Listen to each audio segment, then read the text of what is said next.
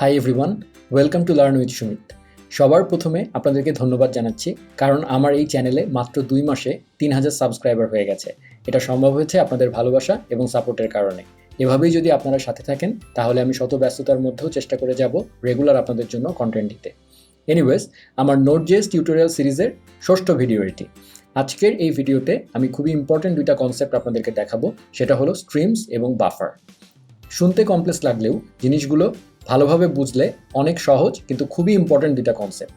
আজকের এই ভিডিও দেখার পর আপনারা বুঝবেন এটার গুরুত্ব কত, এবং আশা করি ভিডিওটি দেখে কমপ্লেক্স বলে মনে হওয়া এই কনসেপ্ট দুটো পানির মতো সহজ হয়ে যাবে আপনাদের জন্য। তো চলুন দেরি না করে শুরু করে দিই।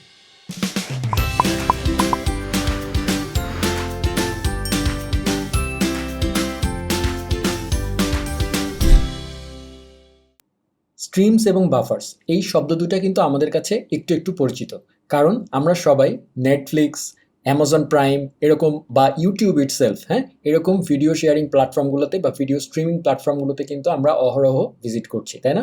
এবং আমরা এর আগে যখন আমাদের সময়ে যখন আমরা কোনো একটা মুভি দেখতে যেতাম, তখন আমাদেরকে পুরো মুভিটা ডাউনলোড করে নিয়ে তারপরে অফলাইনে সেই জিনিসটাকে প্লে করে আমাদের লোকাল যে প্লেয়ার আছে সেই প্লেয়ারের মাধ্যমে দেখতে হতো। কিন্তু ইউটিউবে, ইনফ্যাক্ট আপনারা যে আমার এই ভিডিওটা এখন দেখছেন, আপনারা কিন্তু চাইলে এই ভিডিওটাকে কিন্তু আপনারা রিয়েল টাইম দেখছেন, তাই না? আপনারা স্ট্রিম করে দেখছেন। সো স্ট্রিম শব্দটা কিন্তু আমরা এই হিসাবে পরিচিত আমাদের কাছে। প্লাস বাফারও সেই একইভাবে আসবে। তো আমাদের যে এক্সাম্পলটা আমি আপনাদেরকে দিচ্ছি, যে এই নোট.js এর ক্ষেত্রে আমরা যে স্ট্রিমস এবং বাফারের কথা বলছি সেটাও কিন্তু সেম।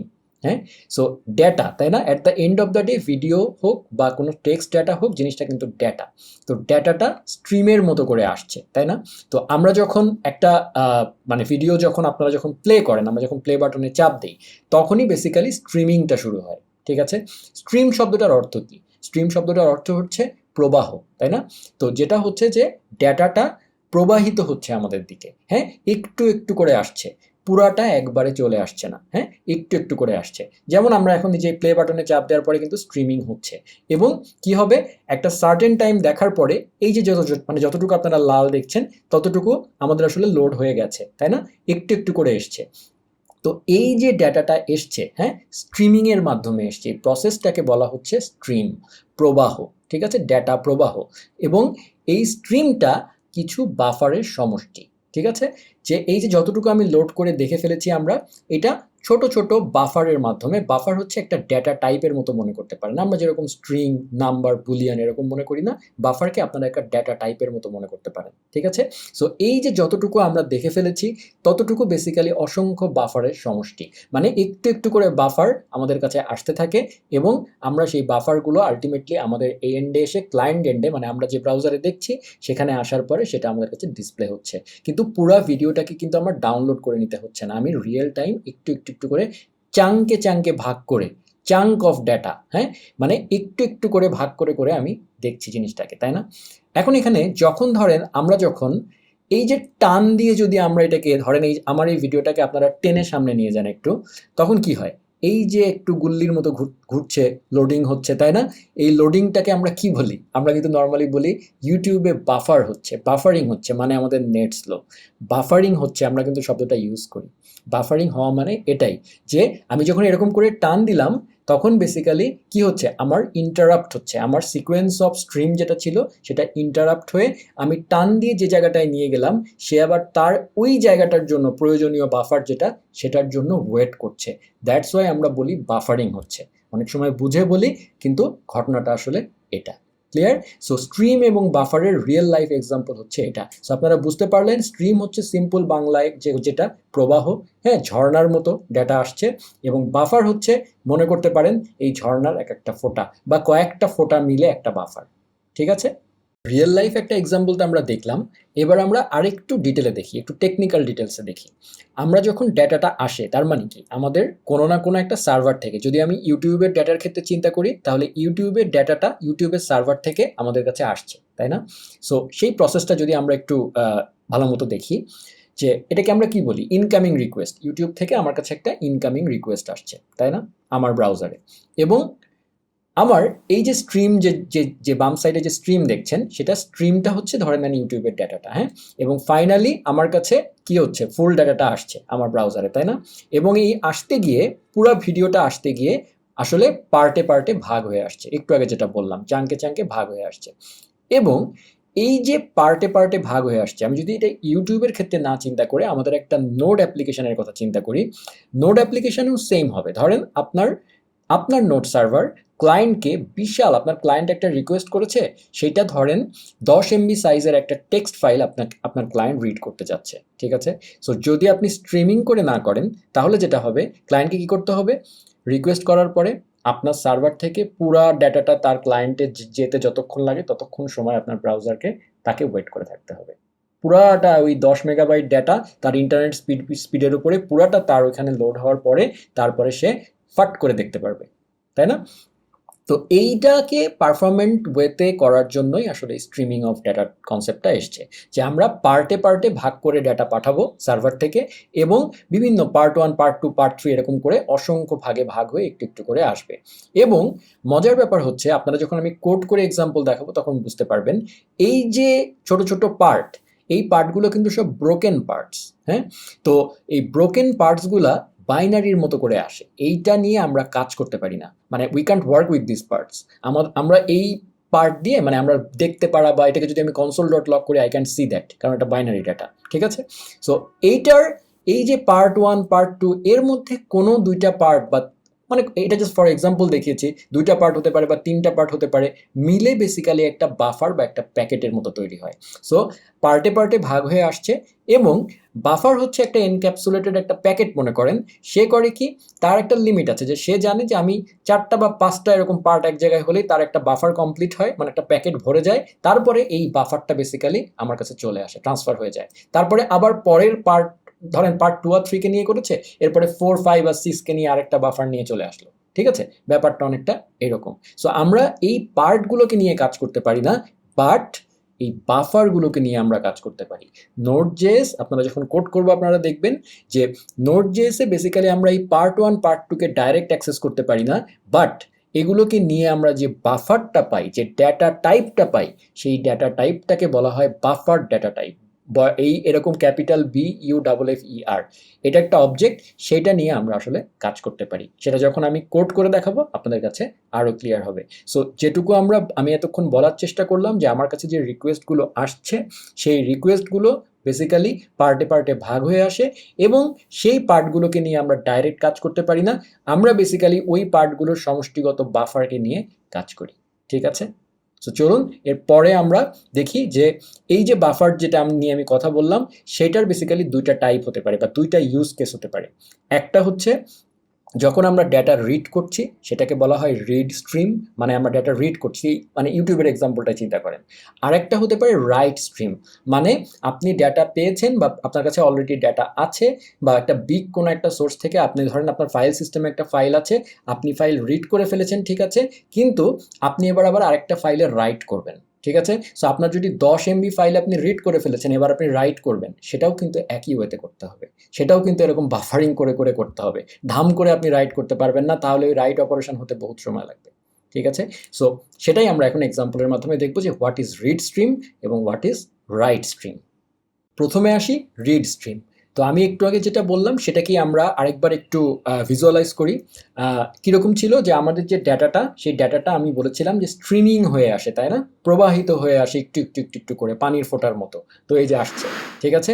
এবং এসে সে বেসিক্যালি কি হয়, আমি বলেছিলাম যে এই যে ছোট ছোট পার্টগুলো, যে পিঙ্ক পার্টগুলো দেখছেন, এগুলো ধরেন একটা পানির ফোঁটা।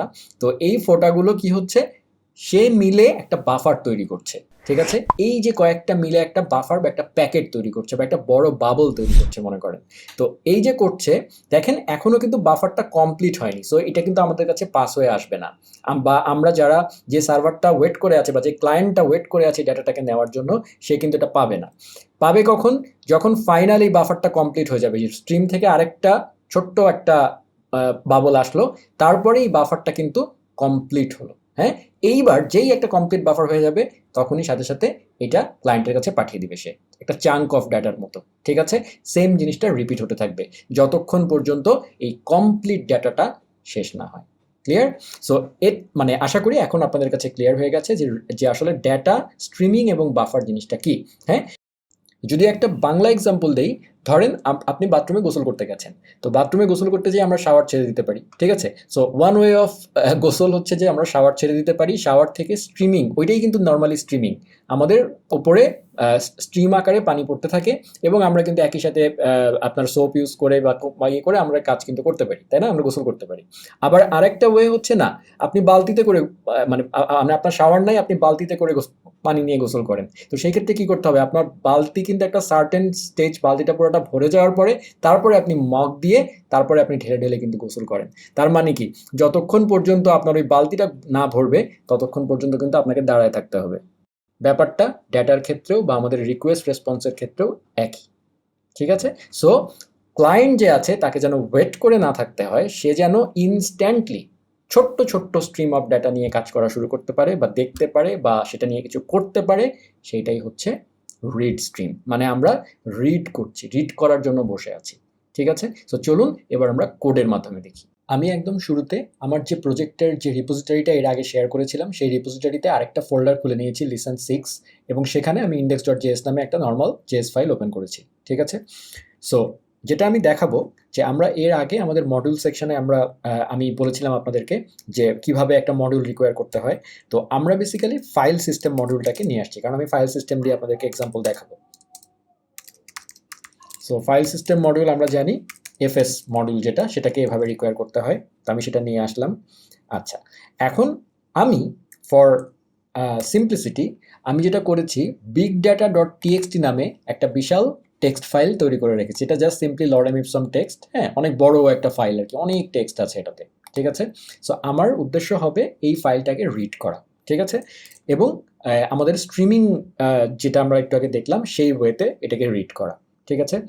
সো আমরা এমনিতে এর আগে আমাদের ফাইল সিস্টেমের ক্ষেত্রে আমি এর আগে এক্সাম্পলে দেখিয়েছিলাম আমার আগের টিউটোরিয়ালে, যে কিভাবে আমরা fs dot read file sync বা রিড ফাইল, হ্যাঁ, এই ফাংশন ইউজ করে কিন্তু আমরা রিড করতে পারি। সো রিড ফাইল দিয়ে আমরা কিন্তু অ্যাসিনক্রোনাস ওয়েতে নিতে পারি, কিন্তু সেই ক্ষেত্রে কিন্তু আমরা যে ডাটাটা পাই সেটা কিন্তু স্ট্রিমিং না। হ্যাঁ, পার্থক্যটা আমি দেখাচ্ছি। আমি আপনাদেরকে এখন যে এক্সাম্পলটা দেখাবো সেটা হচ্ছে স্ট্রিমিং ইউজ করে। কিভাবে?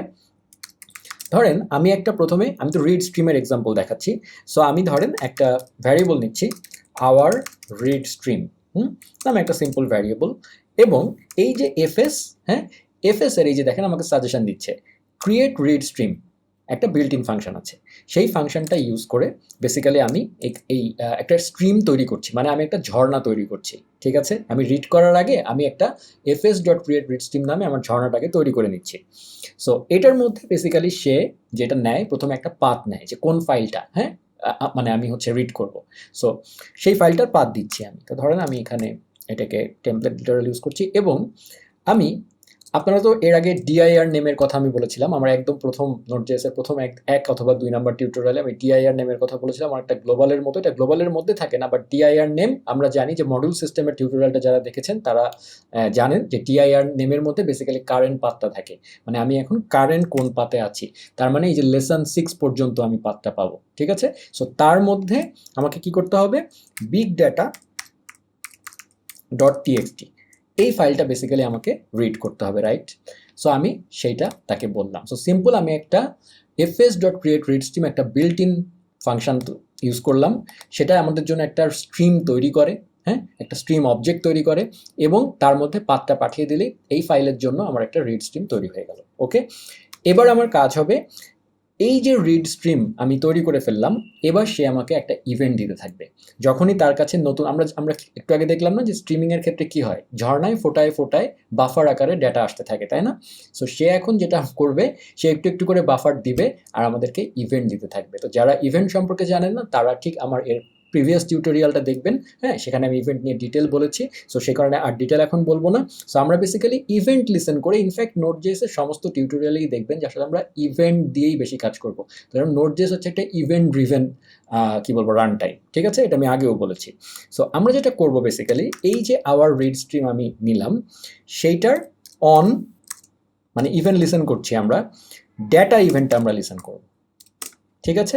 যেটা হবে, এই স্ট্রিম তো কি করছে, কন্টিনিউয়াস আমাকে ডেটা দিয়ে যাচ্ছে, রাইট? সো দিতে দিতে সে যখন ডেটা দিতে থাকবে, একটা করে চাঙ্ক অফ বাফার আসতে থাকবে এবং আমরা একটা করে এরকম ডাটা ইভেন্ট লিসেন করব। সো এইটার যদি আমরা একটা কল ব্যাক রেখে দিই, তাহলে সেই কল ব্যাকের মধ্যে, এটা আমাদের পরিচিত এর আগের টিউটোরিয়াল অনুযায়ী, সেই কল ব্যাকের মধ্যে বেসিক্যালি আমি চাঙ্ক পাবো। এবং আমরা যদি দেখার জন্য console.log ধরেন আমরা চাঙ্কটাকে console.log করি। আচ্ছা, এবার আমি নোড সিম্পলি রান করি, no such file or directory txt ভুল করেছি।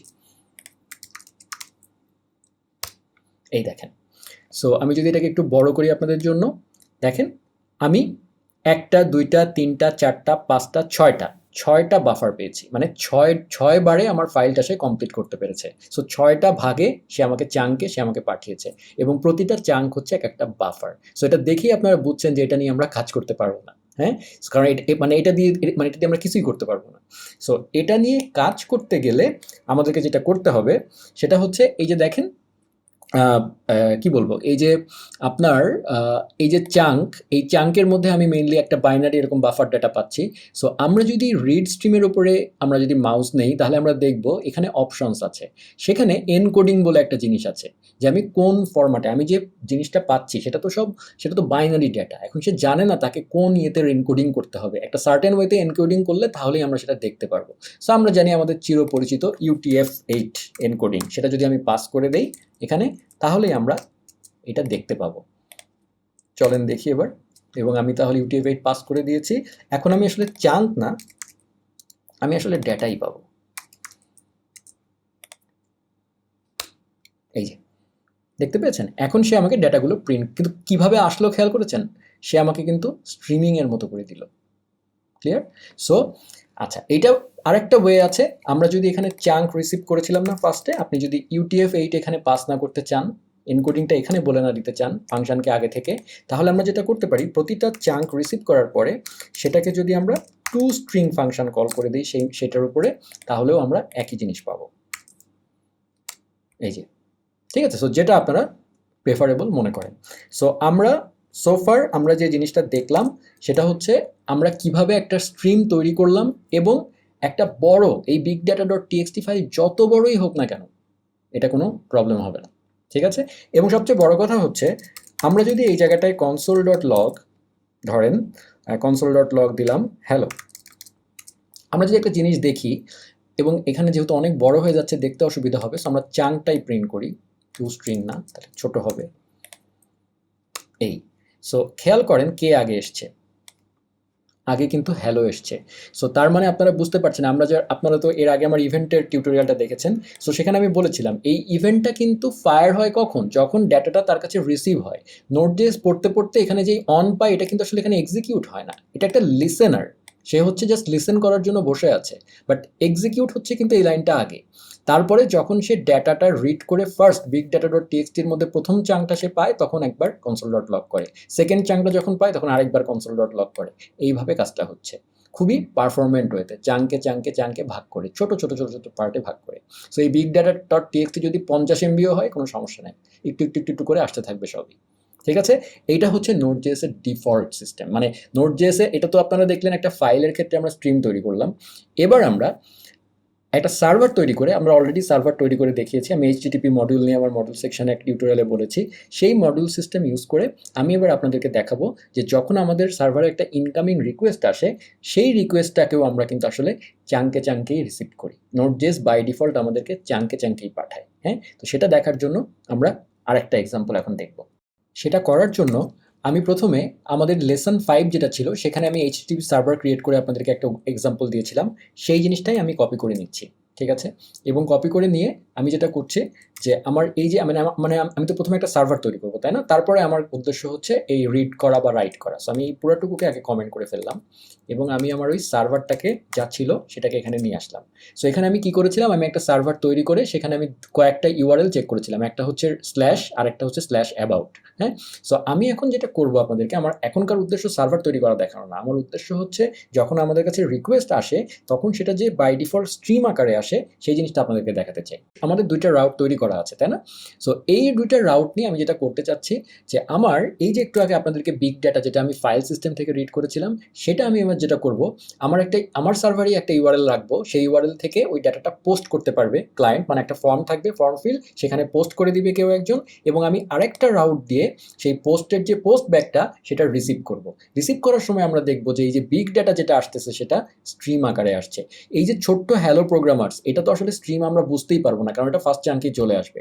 কিন্তু যদি আমি একটা বড় চাঙ্ক দিই তাহলে আমরা বুঝতে পারবো আসলে। তো সেটাই আপনাদেরকে দেখাতে চাই। সো আমি যেটা করব ফার্স্টে, আমি এই যে আমার যে নর্মাল যে ইউআরএলটা স্ল্যাশ, সেখানে বেসিক্যালি আমি ফর্মটা রাখতে চাচ্ছি। হ্যাঁ, তো সেই ফর্মটা রাখার জন্য আমার আসলে কি লাগবে, একটা এইচটিএমএল লাগবে। তো আমি যেটা করছি, আমি এখানে সিম্পলি এইচটিএমএল পাঠিয়ে দিচ্ছি। এইচটিএমএল একটা হেড ট্যাগ থাকে, সো আমি হেড ট্যাগ দিলাম। তার মধ্যে কি থাকে, টাইটেল থাকে, বেসিক টাইটেল থাকে, সেখানে আমি ধরেন লিখলাম ফর্ম। ঠিক আছে, হেড সেকশন শেষ হয়ে গেল। এরপরে আছে কি, বডি। আচ্ছা, ছোট ছোট করে ভাগ করে লিখি, দুইবারও লেখা যায়। সো আমি আরেকটা নিলাম।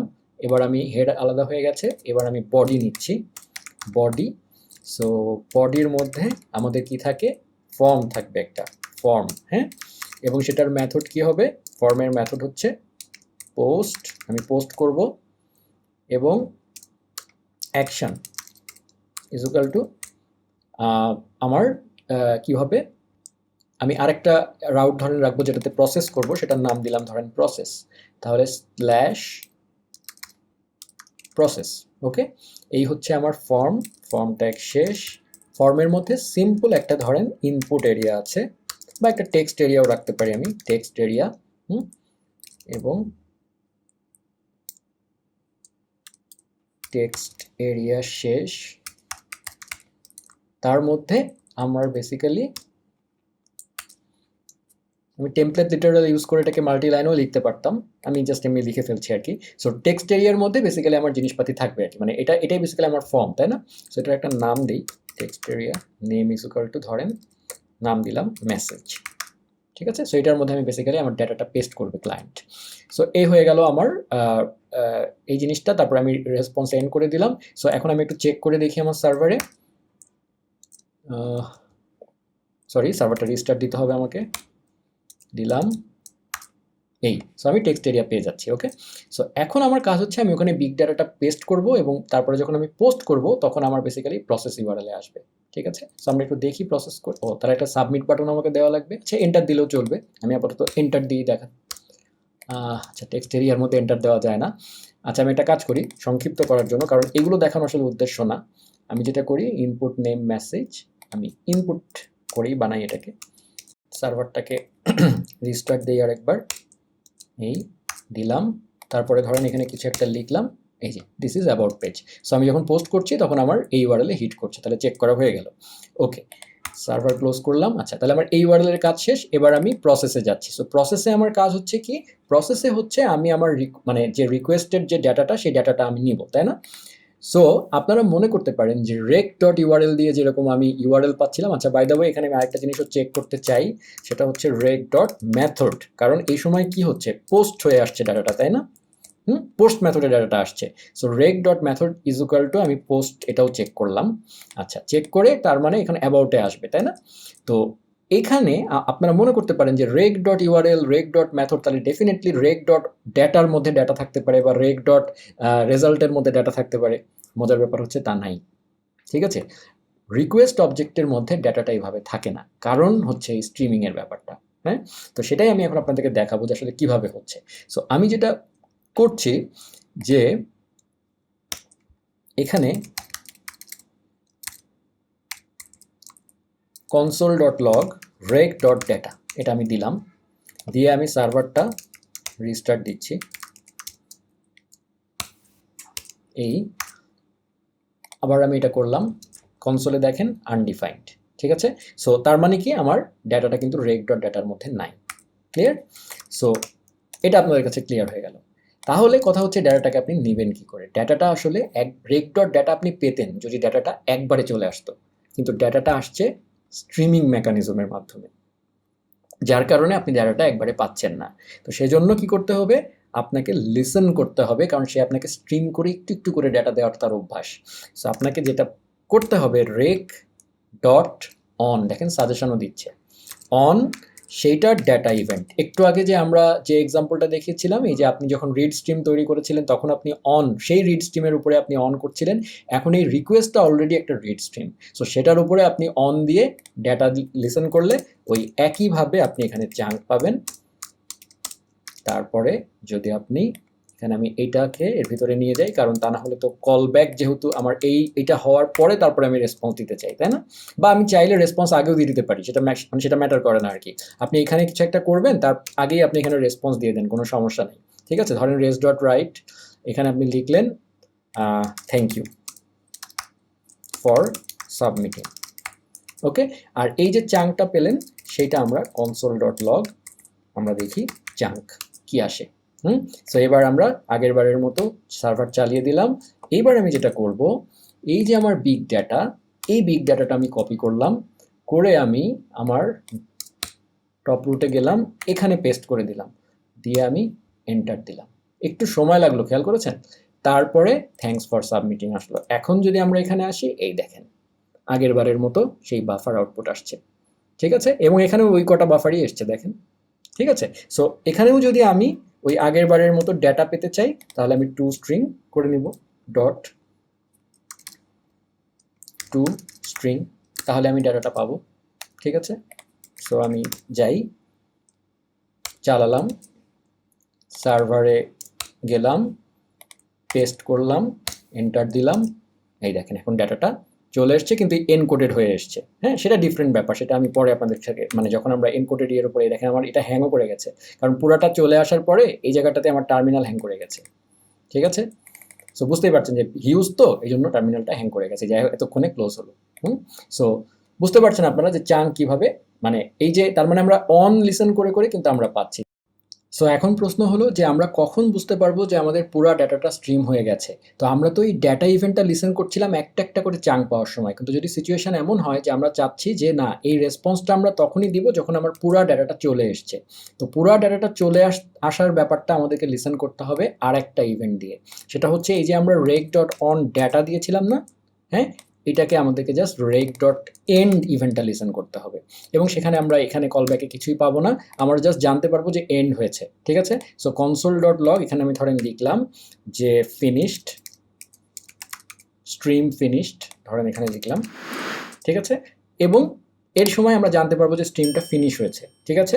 সো আমরা যেটা মানে করতে চাই সেটা হচ্ছে, ধরেন এটা আমি ফেরত আনলাম, সো সেই ক্ষেত্রে তাহলে আমরা কিভাবে পাবো? তো আমি চাঙ্কে চাঙ্কে পাওয়ার সময় আমি এটাকে একটা ভ্যারিয়েবলের মধ্যে সেভ করব। ধরেন আমি বডি নামে একটা অ্যারে নিলাম, ঠিক আছে? এবং যখনই আমার একটা একটা করে চাঙ্ক আসছে, তখনই আমি যেটা করছি, ধরেন এটা আমি কনসোল ডট লগ করছি না, আমি জাস্ট বডিতে ঢুকিয়ে দিচ্ছি, বডি ডট পুশ চাঙ্ক, এই যে বাফারগুলো আমি একটা বডি অ্যারের মধ্যে ঢুকিয়ে দিয়েছি, ঠিক আছে?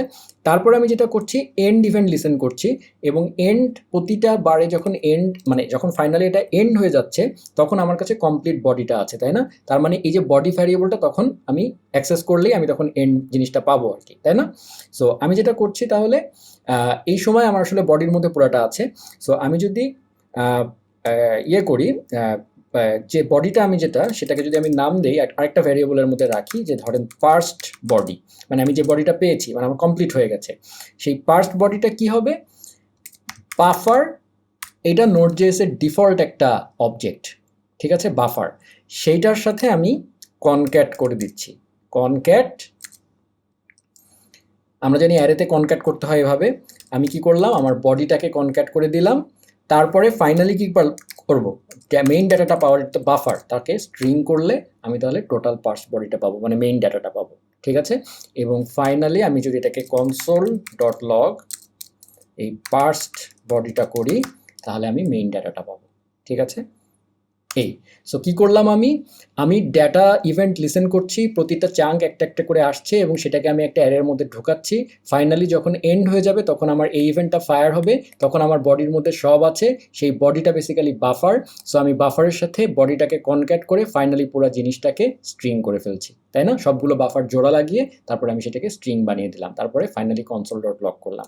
সো এখন যদি আমরা আমাদের সার্ভারটাকে আবার রিস্টার্ট দেই, এবং আমি আমার এই বিগ ডাটা, এটা যেহেতু অনেক বড় হ্যাং করছিল, আমি এটা ছোট চাঙ্ক নেই, এতটুকু নেই, নিয়ে আমি আমার এখানে গেলাম, তারপরে এখানে গিয়ে আমি ফর্মটা সাবমিট করলাম।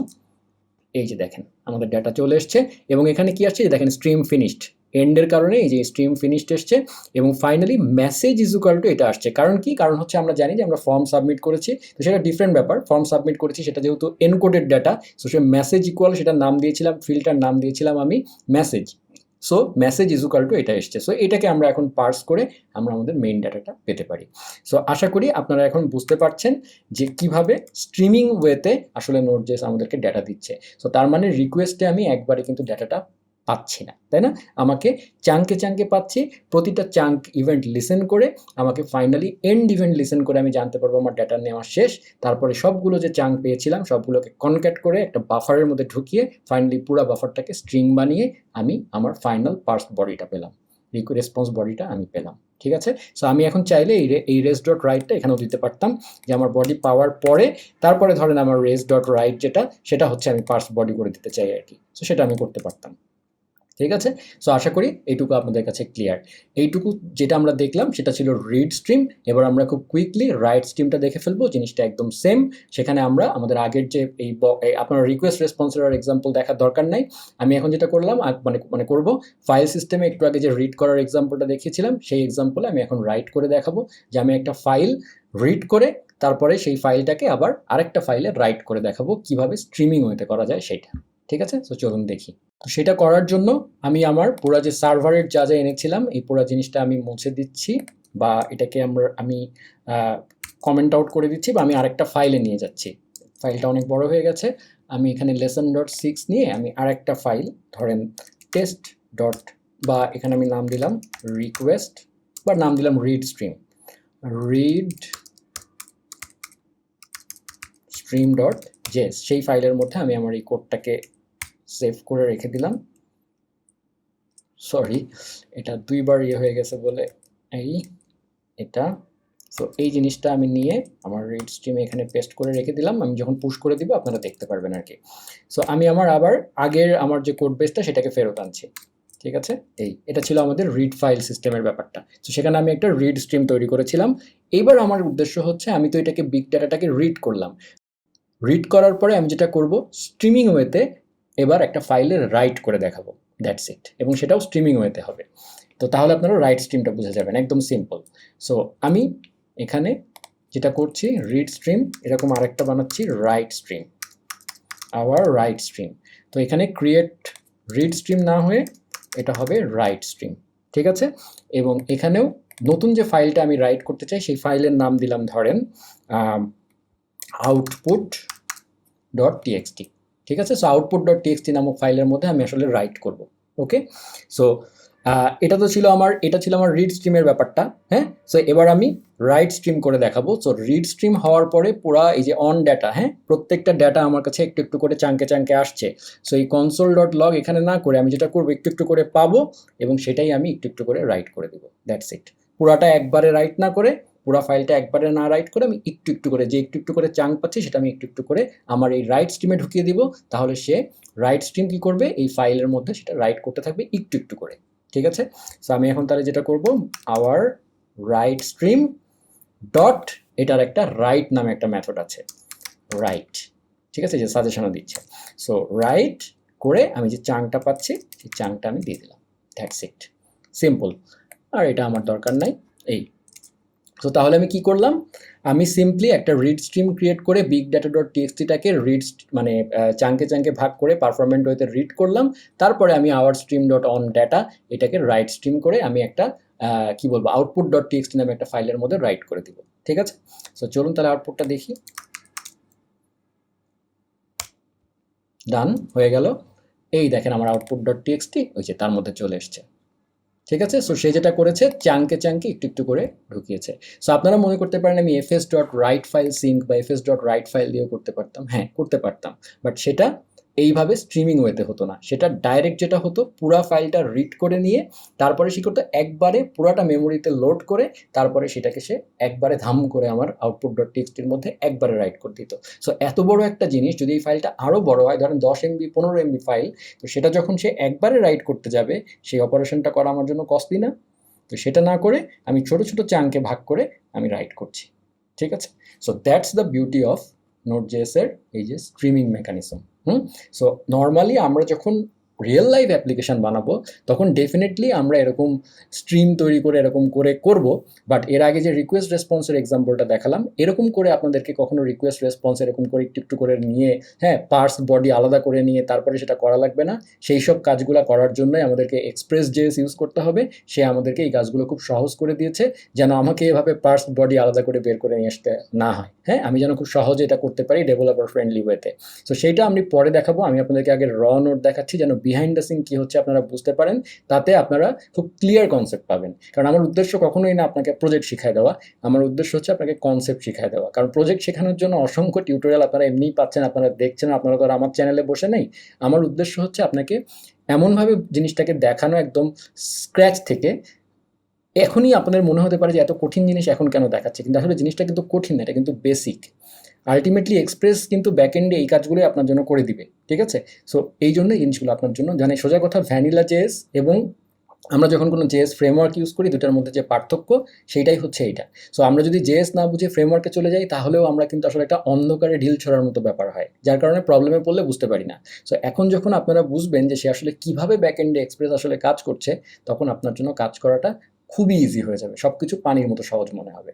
সো এখন আমি আপনাদেরকে ওই জিনিসটাই দেখাবো যে মানে কিভাবে আমরা এই যে রিড স্ট্রিম এবং রাইট স্ট্রিমের যে কাজটা করলাম এই কাজটাকে আরেকটু সহজ ওয়েতে, একটা সিম্পল ওয়ে আছে সেটা করে কিভাবে আমরা রিড এবং রাইটের এই কাজটাকে করতে পারি।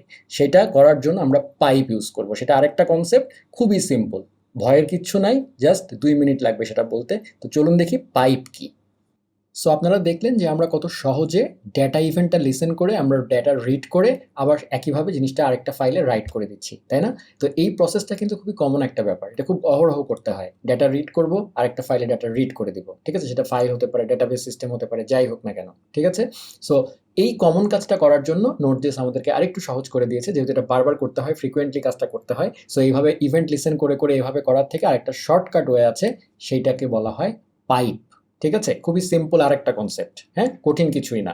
সেটা হচ্ছে আমরা এই যে এই কাজটা করেছিলাম না, এই কাজটা এভাবে না করে আমি যেটা করব, আমার যে রিড স্ট্রিমটা আছে না, আওয়ার রিড স্ট্রিম, হ্যাঁ, সেইটার ডট পাইপ নামে এটার একটা মেথড আছে, ঠিক আছে? সেই পাইপের মধ্যে যদি আমি এই যে রাইটেবল স্ট্রিমটাকে দিয়ে দিই, ঠিক আছে, তাহলে এই আগে যে কাজটা করেছিলাম সেম কাজটাই হবে। আমি আউটপুট ফাইলটা ডিলিট করে দিলাম, দিয়ে আমি আবার আমার এই নোট ইন্ডেক্স চালালাম, এই দেখেন সেম জিনিসটা হয়েছে, ঠিক আছে? সো দ্যাটস পাইপ, হ্যাঁ, আরেকটা কনসেপ্ট। এবং মানে কত সহজে আপনারা বুঝে গেলেন যে নতুন কিছুই না। আমি জাস্ট যে কাজটাই যে ইভেন্ট লিসেন করে করছিলাম সেটাকে এক লাইনে সংক্ষেপে ডট পাইপ মেথড সে আমাকে দিয়ে দিয়েছে। সেখানে সে জাস্ট আমি রিড মেথডের পাইপ মানে রিড স্ট্রিমের উপরে আমি যদি পাইপ মেথড ইউজ করি করে আমি যদি সেখানে রাইট স্ট্রিম পাস করে দিই তাহলেই আমি সুন্দর মতো একটা কি বলবো, আমার এই কাজটা সহজভাবে করে ফেললাম, ঠিক আছে? সো এই যে পাইপের যে ব্যাপারটা আপনারা দেখলেন, সেই পাইপ এবং একই সাথে রিড স্ট্রিম, রাইট স্ট্রিম, তার সাথে এই যে রিকোয়েস্ট রেসপন্সের মাধ্যমে সার্ভার এন্ডে যে আমরা কাজটা করেছিলাম সব কিছু মিলিয়ে আমি আপনাদেরকে একটা ফাইনাল ছোট্ট এক্সাম্পল খুব কুইকলি দেখাই দিব, তাহলে আপনারা আরও কুইকলি বুঝতে পারবেন, আরও আপনাদের কাছে ক্লিয়ার হয়ে যাবে। সো আমি সেটা করার জন্য পুরোটা মুছে দিচ্ছি এবং আমার এই যে রিড স্ট্রিম যেটা আছে এই পুরোটাকে আমি কপি করে নিয়ে আসছি, নিয়ে এসে আমি জাস্ট ক্রিয়েট সার্ভার এইটুকু আমি রাখছি, হ্যাঁ, এইটুকু আমার লাগবে। সো এইটাকে রাখলাম। আচ্ছা, সার্ভার ডট লিসেন এগুলো সব যা আছে তাই থাক। আচ্ছা, এখানে আমি যেটা করছি আগের বারে যেহেতু আমি এইচটিটিপি ইউজ করেছি, সো এইচটিটিপি আমার রিকোয়ার করা আছে। এছাড়া আমার এফএস লাগবে, FS is equal two require FS, এটাও আমি নিয়ে আসলাম। ফাইনালি আমার সার্ভার ক্রিয়েট করা শেষ। এখানে আমি যেটা করতে চাচ্ছি যে মানে আমি এখানে এর মধ্যে একটা রিড স্ট্রিম তৈরি করে আমার উদ্দেশ্য হচ্ছে আমি রিড স্ট্রিমটা এই যে বিগ ডাটা থেকে ফাইল ডাটা রিড করে তারপরে আমি ওই যে রাইট করে দিচ্ছিলাম আউটপুট, সেই কাজটাই আমি করে দেখাচ্ছি আপনাদেরকে, ঠিক আছে? তাহলে আপনারা বুঝতে পারবেন যে আমি রেসপন্সে যেটা পাবো সেটাকে আমি কিভাবে রাইট করে দিতে পারি আর কি। হ্যাঁ, সো সেটা করার জন্য আমি আগের বারের মতো ধরেন কনস্ট্যান্ট একটা রিড স্ট্রিম তৈরি করছি, ধরেন my read stream is equal to fs dot create read stream. আমরা জানি সেখানে কি পাস করতে হয়, সেখানে dir নেম প্লাস ধরেন আমি রিড করব কোনটা, বিগ ডাটা ডট txt। হ্যাঁ, এবং আমি একবার utf-8 দিয়ে দিলাম যেন আমার টু স্ট্রিং কল না করতে হয়, আমি একবারে ডাটাটা নিয়ে নিলাম আর কি। ঠিক আছে, আচ্ছা, নেওয়ার পরে আমি এবার পাইপ ইউজ করে দেখেন এক লাইনে করে ফেলবো এবার এবার আচ্ছা রিড স্ট্রিম আমি তৈরি করেছি। আচ্ছা, রিড স্ট্রিম পাওয়ার পরে এখন আমার উদ্দেশ্য হচ্ছে আমি এই যে fs dot create read stream এটা করলাম, মানে আমি যখনই আমার সার্ভারের রিকোয়েস্টটা আসবে তখনই আমি বিগ ডাটা ডট টিএক্সটি থেকে মাই রিড স্ট্রিমের মধ্যে ফাইল এই যে কন্টেন্টগুলো সব পেয়ে যাব। তারপরে সেই রিড স্ট্রিম যেটা, সেই রিড স্ট্রিমের উপরে আমরা জানি পাইপ মেথড ইউজ করলে এবং সেটার মধ্যে আমাকে যদি একটা রাইটেবল স্ট্রিম আমি পাস করি তাহলে সেখানে রাইট হবে, তাই না? আমি কিন্তু এখানে রাইটেবল স্ট্রিম তৈরি করিনি। হ্যাঁ, সো তাহলে আমার রাইটেবল স্ট্রিম কে? রাইটেবল স্ট্রিম হচ্ছে এই যে রেজ। ঠিক আছে, এই যে আমরা একটু আগে দেখেছিলাম আমাদের এই এক্সাম্পলে যে এই যে কোথায় গেল রিড স্ট্রিম, এখানে আমরা দেখেছিলাম এই যে রেক ডট অন, আমি বলেছিলাম আপনাদেরকে রেক কিন্তু একটা রিডেবল স্ট্রিম, যার কারণে আমি এর উপরে অন ডাটা অন এন্ড এগুলো কল করতে পারছিলাম। ঠিক একইভাবে রেজ হচ্ছে একটা রাইটেবল স্ট্রিম। সো যে রেজ মানে কি, রেজ হচ্ছে আপনার ক্লায়েন্টকে আপনি যে রেসপন্সটা দিবেন সেটা, সো ক্লায়েন্ট যে রেসপন্সটা আপনার কাছ থেকে পাবে সেটাকে আপনি আবার রাইটেবল স্ট্রিম হিসাবে ইউজ করতে পারেন। সো আপনি যদি এই পাইপের মধ্যে রেজকে পাঠিয়ে দেন তাহলে সিম্পলি আপনার ক্লায়েন্ট সেও কিন্তু ওইটা পাবে। সো তার মানে ক্লায়েন্ট যে রেসপন্সটা পাচ্ছে সেই রেসপন্স যে রাইটেবল স্ট্রিম সেইটাতে আমরা মানে আসলে ড্রপলেট দিচ্ছি বিভিন্ন মানে ওইটা যদি আরেকটা ঝর্ণা হয় সেই ঝর্ণার একটা একটা করে বাবল আমি আসলে রেজের মধ্যে দিয়ে দিচ্ছি, দিয়ে আলটিমেটলি এটা কিন্তু স্ট্রিমিং ওয়েতে যে ক্লায়েন্ট আলটিমেটলি জিনিসটা দেখতে পাবে। সো আমরা যদি এখন আউটপুট দেখি, দেখেন নোট ইন্ডেক্স, এখন যদি আমি ব্রাউজারে এটা চালাই এই যে দেখেন, সো ফাইলটা রিড করে সে আমাকে ক্লায়েন্টকে দিয়েও দিয়েছে। সো তার মানে কি বুঝলাম আমরা বুঝলাম যে যখন আমরা সার্ভারের এন্ডে যে রিকোয়েস্ট এবং রেসপন্স যে দুইটা অবজেক্ট পাচ্ছি, এই রিকোয়েস্টটা হচ্ছে একটা রিডেবল স্ট্রিম, যে স্ট্রিমের মাধ্যমে আমরা রিকোয়েস্ট যেটা রিসিভ করবো মানে ক্লায়েন্টের কাছ থেকে বা অন্য কোনো সার্ভার থেকে, সেই রিকোয়েস্টটা একটা রিডেবল স্ট্রিম, সেটা আমরা রিড করতে পারবো স্ট্রিমিং ওয়েতে। আবার একইভাবে ক্লায়েন্টকে আমরা যে রেসপন্স দিব, সেই ক্লায়েন্টের যে ব্রাউজার, সেই ব্রাউজারেরও তো একটা মেমোরি এফিসিয়েন্ট ওয়েতে তাকে জিনিসটা পেতে হবে। কারণ আপনি যে জিনিসটা তাকে দিবেন সেই জিনিসটা যদি আপনি এরকম করে না দিতেন, আপনি যদি ডাইরেক্ট ফাইল রিড করে দিয়ে দিতেন তাহলে এটা একটু স্লো হতো এবং সেটা পারফরমেন্ট হতো না। রাদার ক্লায়েন্ট যেটা করবে, যে রেসপন্স যেটা, সেটা সে একটা স্ট্রিম আকারে পাবে। হ্যাঁ, সো আপনি যখন এইভাবে পাঠাচ্ছেন এই যে আউটপুটটা আসছে সে কিন্তু স্ট্রিম আকারে পেয়েছে, একবারে ধাম করে পায় নাই, স্ট্রিম আকারে পেয়েছে। ঠিক আছে, এভাবেই কিন্তু ইউটিউব বা অন্যান্য যে স্ট্রিমিং ওয়েবসাইটগুলো আছে সেগুলো থেকে যে ভিডিওগুলো আমরা দেখি সেগুলো কিন্তু এই যে তারা আসলে আপনার এই রেসপন্স অবজেক্টের মধ্যে রেসপন্স স্ট্রিমের মধ্যেই আসলে স্ট্রিম করতে থাকে। ঠিক আছে, এবং আপনি সেটা আপনার ব্রাউজারে এটাকে রিড করতে থাকেন। ঠিক আছে, সো আশা করি আপনাদের কাছে স্ট্রিমিং, বাফার, পাইপ এই জিনিসগুলো ক্লিয়ার হয়ে গেছে। পাইপটা একদম সিম্পল একটা ফাংশন, আর স্ট্রিমিংয়ের ক্ষেত্রে আমরা যে যতগুলো এক্সাম্পল দিলাম আপনাদের কাছে ক্লিয়ার হয়ে গেছে যে স্ট্রিমিং হচ্ছে আর কিছুই না, একটা ঝর্ণার মতো যে আপনাকে ফোঁটা ফোঁটা করে পানি দিচ্ছে, সেই ফোঁটা ফোঁটাগুলা কয়েকটা ফোঁটা মিলে একটা ছোটো ছোটো প্যাকেট আকারে বাবলের মতো, যেটাকে আপনি বাফার বলতে পারেন। সেই বাফারটা নিয়েই বেসিক্যালি আমরা কাজ করি। নোড.জেএসের বাফার যেটা, বাফার নামে নোড.জেএসের একটা অবজেক্ট আছে, আমরা সেই বাফার অবজেক্টের মধ্যে কনক্যাটিনেট করে যে রিকোয়েস্ট পাচ্ছি সেটাকে সব একটা একটা করে লিসেন করে, মানে ডেটা ইভেন্ট লিসেন করে আমরা বাফারে ঢুকিয়ে ফাইনালি বাফারে কনক্যাট করে বাফার যখন কমপ্লিট হয়ে যাচ্ছে সেটা আমরা জানতে পাচ্ছি এন্ড ইভেন্ট লিসেন করে।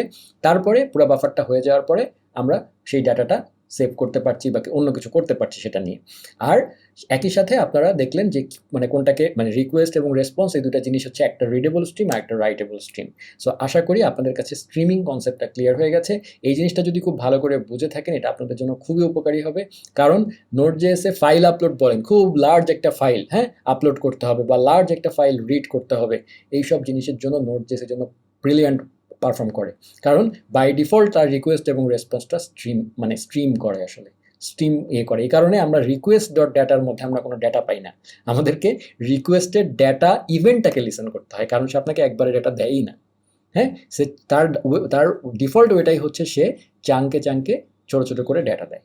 ঠিক আছে? সো এই ছিল আজকে আমার টিউটোরিয়াল। আশা করি আপনাদের কাছে ক্লিয়ার হয়ে গেছে। এর পরের টিউটোরিয়ালে আমি একটা এপিআই বানিয়ে দেখাবো। ঠিক আছে? র নোড দিয়ে সেখানে আমি রিকোয়েস্ট রেসপন্স নিয়ে আরও ডিটেল আলোচনা করব।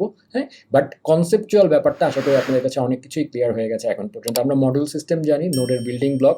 আমরা এখন জানি যে নোড জেএস দিয়ে কিভাবে সার্ভার ক্রিয়েট করতে হয়, তারপরে সার্ভারে কিভাবে রিকোয়েস্ট পেতে হয়, সেই রিকোয়েস্টগুলো কিভাবে পারফরমেন্ট ওয়েতে আমরা রিসিভ করি, সেটাও সেই কনসেপ্টটাও আমরা জানলাম। এখন আমরা রেডি টু মেক আ র নোড এপিআই।